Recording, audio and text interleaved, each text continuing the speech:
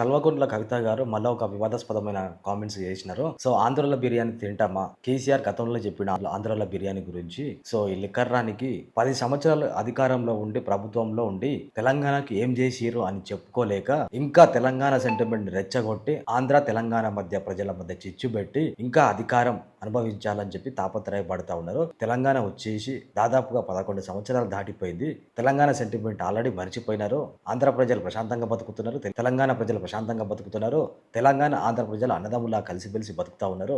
ఇంకా వీళ్ళు అధికారం అనుభవించి తెలంగాణ పేరుతోటి తెలంగాణ సెంటిమెంట్ తోటి అధికారంలోకి వచ్చి 10 సంవత్సరాలు అధికారం అనుభవించి 10 సంవత్సరాలు ప్రజలకు ఏం చేసినారు? ఇంటికి ఒక ఉద్యోగం ఇస్తా అని చెప్పినారు. దళితుని ముఖ్యమంత్రి చేస్తా అని చెప్పారు. ఆంధ్రలో వెళ్ళిపోతే ఉద్యోగాలన్నీ మనకే వస్తాయని చెప్పారు.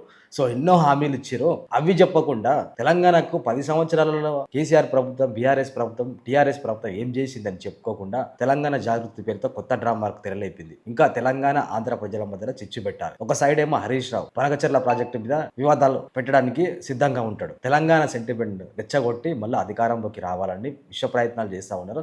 ప్రజలు ఎవరు నమ్మే స్థితిలో లేరు. ఎప్పుడో తెలంగాణ వచ్చేసింది. ఎవరి పరిపాలన వాళ్ళు చేసుకుంటా ఉన్నారు. ఆంధ్రలో బిర్యానీ బాగాలేదంట. ఎవరు తినమన్నారు ఆంధ్రలో బిర్యానీ? ఆంధ్రలో బిర్యానీ గురించి కేసీఆర్ కామెంట్ చేసిండంట. జైలుకి వెళ్ళి చిప్పకూడ తినొచ్చేసినావు. ఇంకా తెలంగాణ సెంటిమెంట్ రెచ్చగొట్టా. నేను ఎవరు నమ్మే పరిస్థితి లేదు. నువ్వు ఎంపీగా ఓడిపోయినావు. నేను ప్రజలు తిరస్కరించారు. దొంగచాటుగా ఎమ్మెల్సీ అయినావు. నిన్ను ప్రజలు ఎన్నుకోలేదు. ప్రజలు ఎప్పుడో నేను తిరస్కరించారు.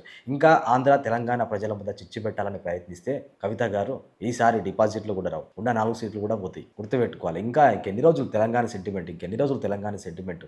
10 సంవత్సరాల అధికారంలో ఉండి ఏం చేసినారు మీరు? చెప్పండి. అది చెప్పండి ఫస్ట్. ఇంకా రెచ్చగొట్టి ప్రజల మధ్య చిచ్చు పెట్టాలి, ఆంధ్ర తెలంగాణ మధ్య ప్రజల మధ్య చిచ్చు పెట్టాలని ప్రయత్నిస్తూ ఉన్నది కరెక్ట్ కాదు. కల్వకుంట్ల కవిత గారు, నువ్వేమో లిక్కర్ స్కామ్, మీ అన్ననేమో ఈ formula car race, KCR Harish Rao ఏమో ఫోన్ ట్యాపింగ్ కేసు. బీఆర్ఎస్ పార్టీలో అందరు ఇదే పని. 10 సంవత్సరాలు తెలంగాణ ప్రజలకు ఏం చేసిరంటే కవిత లిక్కర్ స్కామ్ చేసింది. కేటీఆర్ ఏమో ఫార్ములా ఈ కార్ రేస్ అని చెప్పి ఒకటి చేసినాడు. హరీష్ రావు ఏమో కాళేశ్వరం ప్రాజెక్టు తోటి కుప్పగొల్చినాడు. కేసీఆర్ ఏమో ఫోన్ ట్యాపింగ్ విషయంలో ఇరుక్కున్నాడు. ఇది తెలంగాణ ప్రజలకు చేసింది. ఇంకా రెచ్చగొట్టే ప్రయత్నాలు మానుకోండి.